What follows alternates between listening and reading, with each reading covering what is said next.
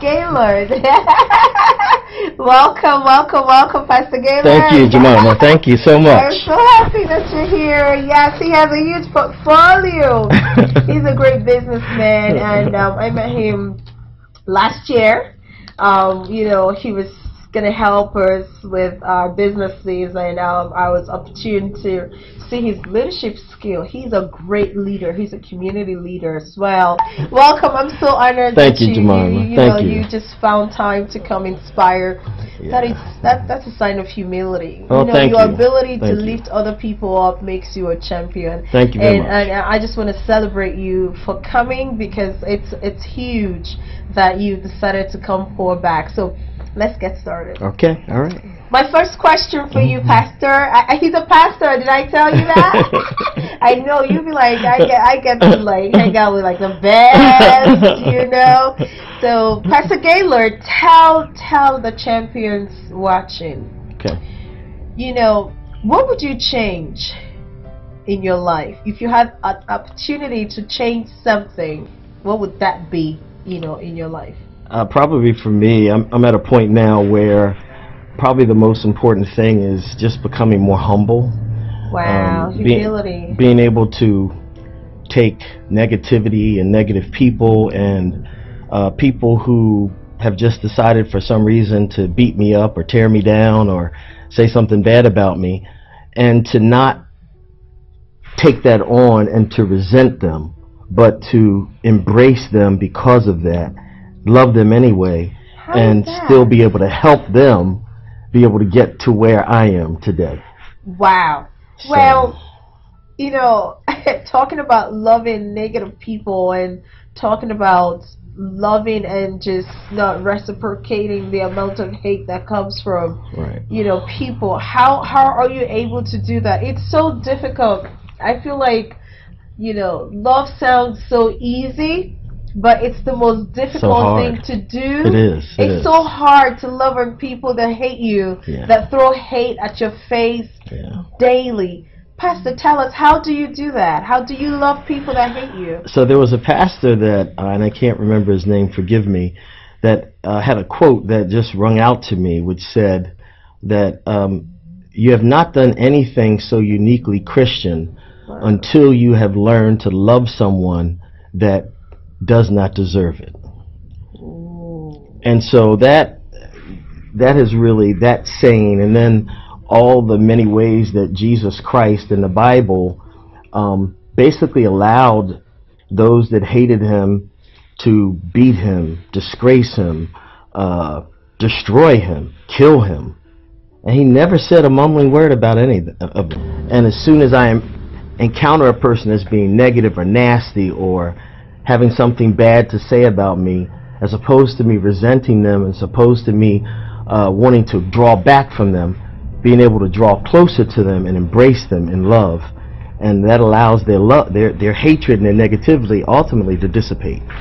Ooh, okay. Okay. I know that in Corinthians, the book of Corinthians, I think 1 Corinthians chapter 13, verses 4 through 7. Yes. It talks about love, charity. I was studying the Bible the other day, and it was just all about love. Well, I mean, it's amazing to know that you have that mentality, and I feel like my husband always says, Pastor Chuks will always tell me that love is a spirit, that we have to pray that it just comes into our hearts and just stays and abides, which is the Holy Spirit. Look at the next question I have for you is, you have accomplished so much at your age, even though you're very young, but you had a time when you were in your 20s. At that time, looking back to yesterday, what would you tell your younger self if you had the opportunity to talk to your younger self? I would tell myself to focus on becoming more disciplined in my life. Discipline being the art of studying, the art of staying focused on your goals, the art of being very mindful of not allowing things to distract you and deter you from your goals. The art of being able to put negativity and failure aside, because there's no such thing as failure. Failure is an attitude that you have to embrace. As long as you don't embrace it, all it really is a temporary setback. And a temporary setback is supposed to fuel you to say, okay, I didn't do it right that time, and let me change my approach and let me do it differently, right? Right. So there's really no such thing as failure. There's only temporary setbacks. And as long as you have that attitude, you will continue to make progress and move forward, and you'll never let anything hold you in one place and stop you from moving forward into that next level of your life, right? But those temporary setbacks are meant for a purpose. We're supposed to learn from them. We're supposed to grow from them, and it's supposed to be the fuel, the recipe for our ultimate destiny, right? So that's what I would tell myself. Oh, that is so powerful! Wow. Yeah. I'm going to piggyback on what you just talked about, and let's look at that. A quick breakdown. You said there's no such thing as failure. Right. It's called temporary setbacks. Temporary setbacks. That's all it is. How does that resonate with, you keep doing things that it's not working, and the environment, the stigma, people looking at you as a failure? How do you come out of that cocoon and just understand that there's no such thing as failure? It's just the mindset.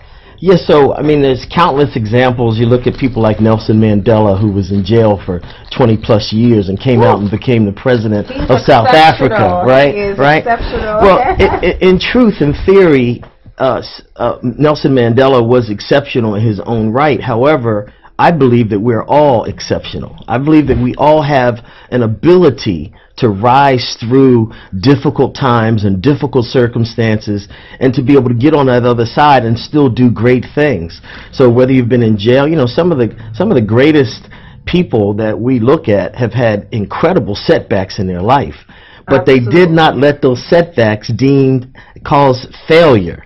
They took them as temporary setbacks. So if I'm in jail, that's just a temporary setback. Now I got to get in there and figure out what I did wrong, what was wrong with my character, what I need to do different. It's just a temporary setback, right? And then when I get my next chance, I come out swinging, I come out moving, I come out doing what I'm supposed to do, and I get to the next level. So it's really all about, again, not allowing your setbacks to cause you to fail permanently. But you take on that mindset of, wherever I am right now in my life, if I can develop some goals and some new habits to be able to help myself, you can go. The wonderful thing I love about the internet, Jemimah, is you can go out on the internet and study anything and everything. You have books. You can study the life of great people like Nelson Mandela and Obama, and you can just find books on everybody, autobiographies, and you can study what they did, and you can study their lives, and then you can learn from those things and go emulate that. The Holy Bible, you can study the life of Jesus Christ, who was an exceptional role model, and you can decide to do some of the things he did. We're living in a time when there's so much great information available to us to model our lives behind. That young people can do phenomenal things. All they've got to do is find a couple people that have done great things and learn from their good sides and embrace those things and run with it. Absolutely. Woo. So we all have the ability to be a champion. All of us. We all have the ability to be a champion. And no matter where you are, no matter how far you down, and no matter how high you are, if you're in prison, if you're in jail, if you're depressed, if you're on welfare, that's just a temporary setback. That's all it is. Now it's about you getting your mind right that you're going to move up out of this.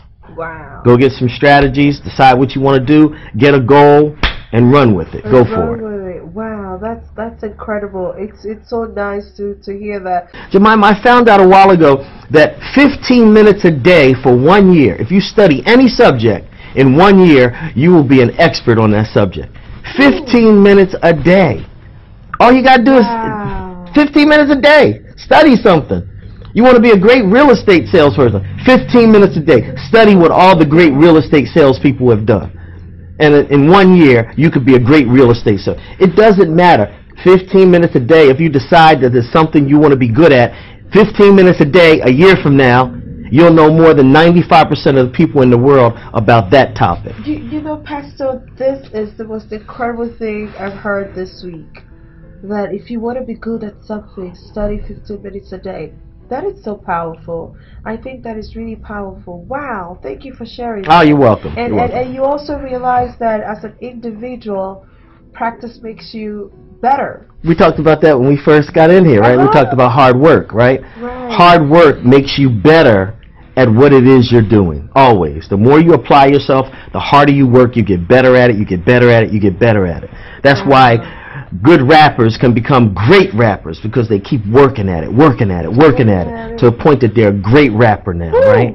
You want to be a good singer, you want to be a great journalist, you want to be a good sports announcer, whatever it is you want to do, a doctor, lawyer. The more you do it, invest your time. The more you invest your time in the study of it, the application of it, you will become an expert. And all of our goals should be, if you're going to be a champion, everything's there for you. It's there for With the internet, is no longer, no one has limitations anymore. All the limitations, all the holds have been taken off of our lives now.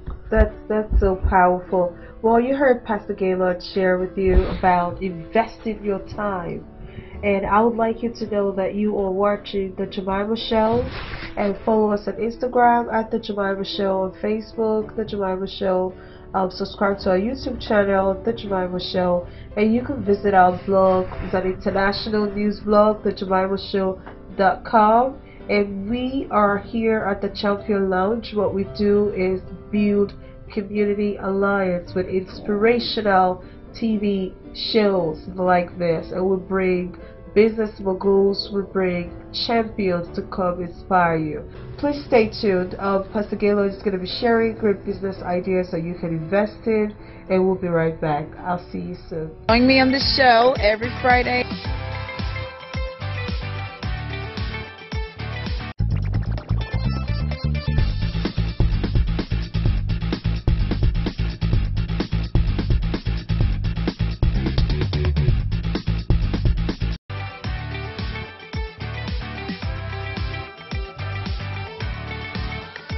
Welcome back to the Jemimah Show. I am so happy that you stayed tuned to wait for us to come back. Thank you for joining. And here I am with a special guest of honor, Gaylord Neal, a businessman, a great businessman. There's a lot of businesses he runs and has been a blessing to the community, inspiring a lot of people. One of the things we're talking about today is being a champion, how to be a champion, how to build that mindset, and how to win. And he has talked about a lot of things: investing your time in learning, educating yourself, and practicing, continuous practice of the same thing that you want to do. At least invest 15 minutes, correct? That's correct. That's correct. Okay, I'm a good student. Yes, you are. Yes, you are. You get an A. Welcome back. I know as a young Thank you, person, Jemimah. Pastor, as a young person, one of the things that I struggled with as a young person is accountability.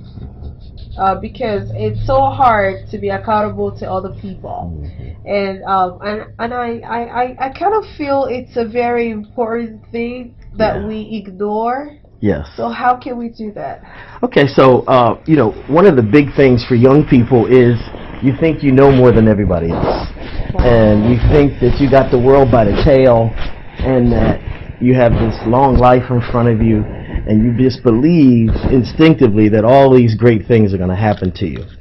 Well, 30, 40 years later, you look back and you see that there were certain things that had you done more of, that would have really improved your odds of success. One of those is becoming accountable to people who love you, but who will tell you the truth about yourself. Oh, okay. They will pull you to the side after you tell them all that you're doing. They'll pull you to the side and say, "Listen, son, listen, daughter, I like what you're trying to do, but this is what I see." And you have to be very careful of the following things, right? Somebody who's really good in business. You should always find somebody that's an expert at something, a proven track record that can tell you about their particular area. You just don't want to take advice from everybody, right? But you want to find people. Like, you want to know about marriage, how to have a successful marriage. Go find somebody that's been married 50 years. Or go find somebody, on the other hand, that's been married several times and have failed miserably, but now they got this final one right. And you can tell it's going to be forever. Well, what did they learn along the way? What did they learn about their failures, their temporary setbacks that can teach you, so maybe you don't have to make those same setbacks, right? So you got the people on one hand in marriage that have been very successful, 50 years marriage. Man, you got to figure out what they did, right? Then you got to figure out, on the other hand, the folks that failed miserably, right? What did they do to finally succeed in marriage, right? So you got two hands. But that's for everything that you go into, whether it's business, family relationships, love, church, spiritual growth. Everything that you do, you got both sides of the coin. People who have failed and people who have succeeded, right? Some have succeeded despite their temporary setbacks. Right. And those are the people that you really want to talk to, because they have a lot of advice, because they've been where you're going. They've made mistakes. Some of them you will repeat.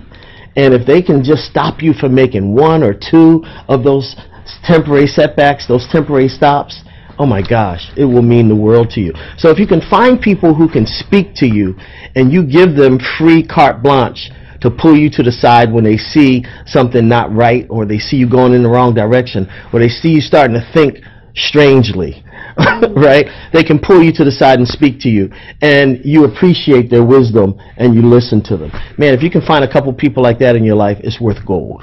Wow.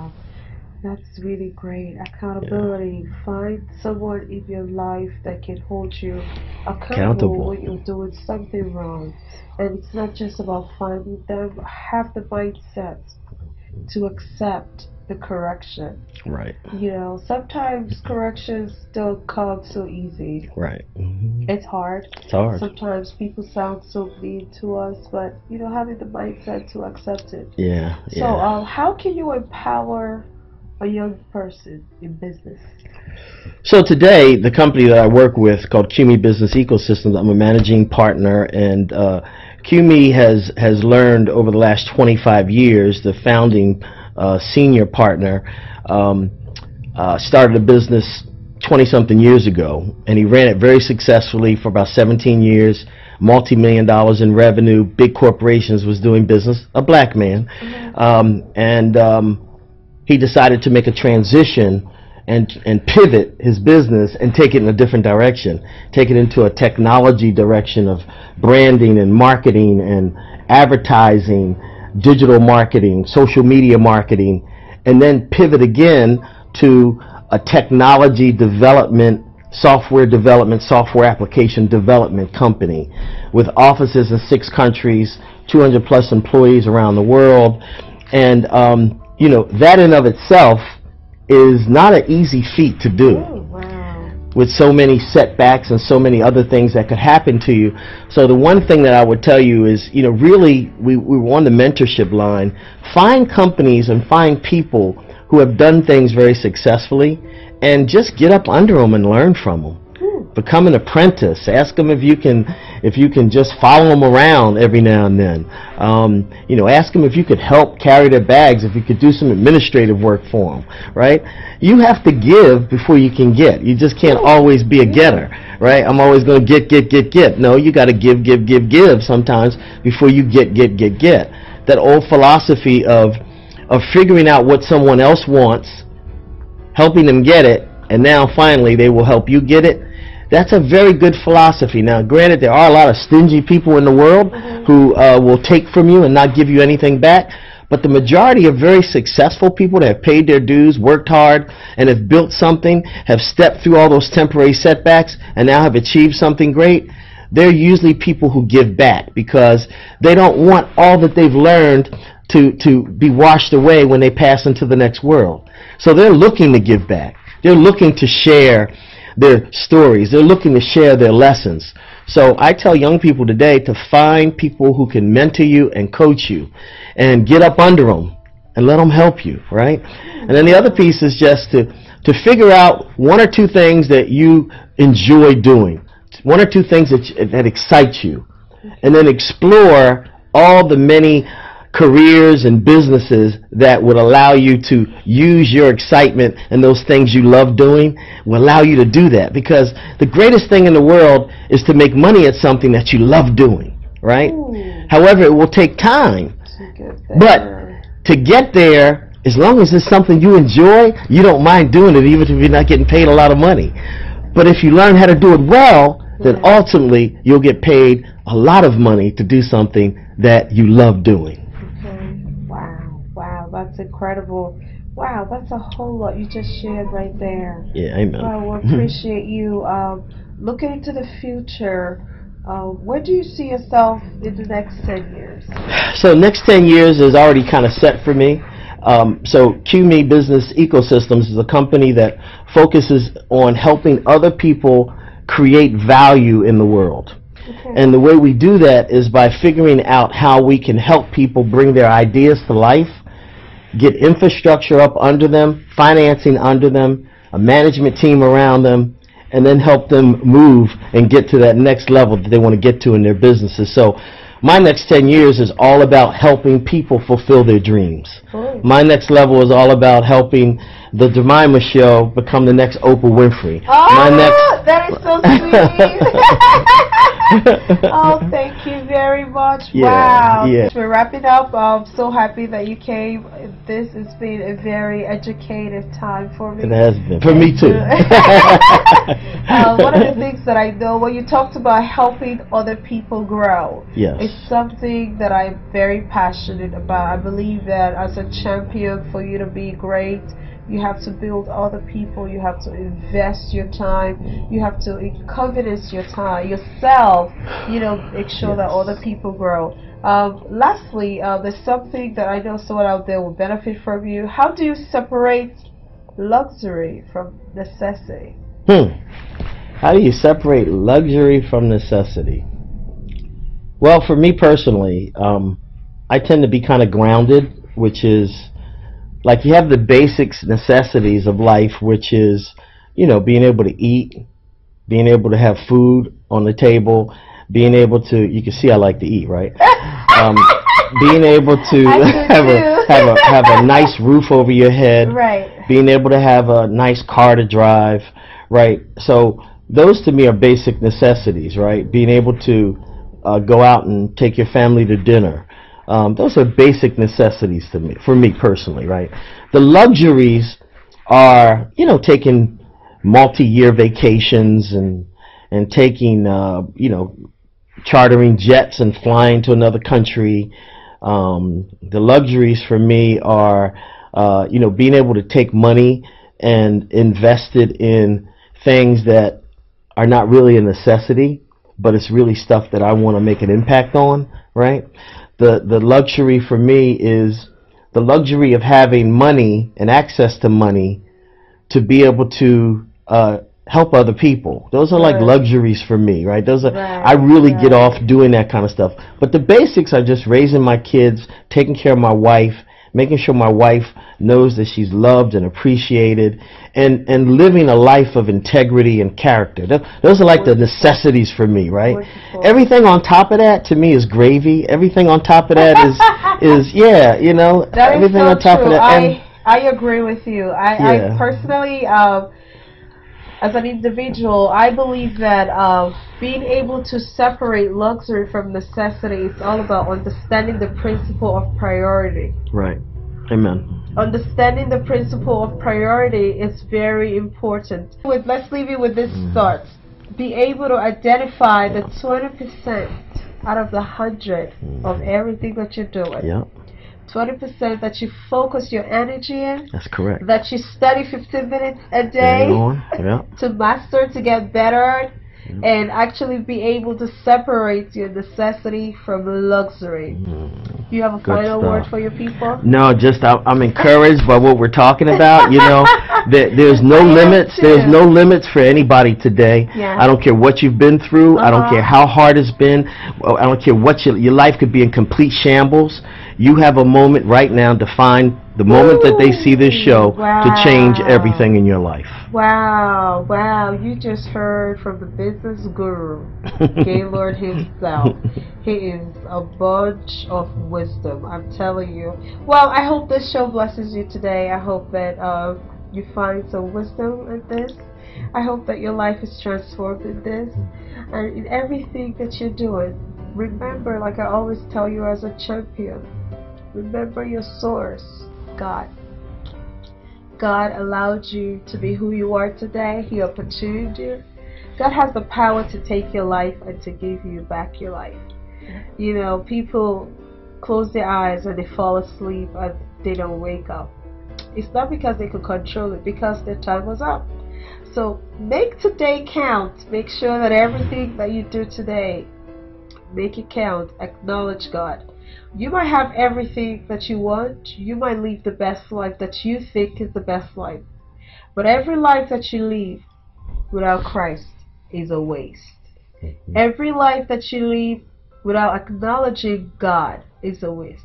I'd like you to Google the greatest people in the world. Google all the champions that used earthly, worldly champions. Those people that had inventions. When they lay down at the deathbed, guess who they call? The Creator. The Bible says, remember ye now the Lord in the days of your youth, when your strength has not failed you. Remember God today. Honor Him today, that you have the chance to not where you are on your way out of this earth. So as I leave you as a champion, remember your source. With all this wisdom we've shared, only God can strengthen the work of your hand. And I love you. Remember, your best is yet to come. Stay in the arms of the Lord. That's where you belong. God bless you.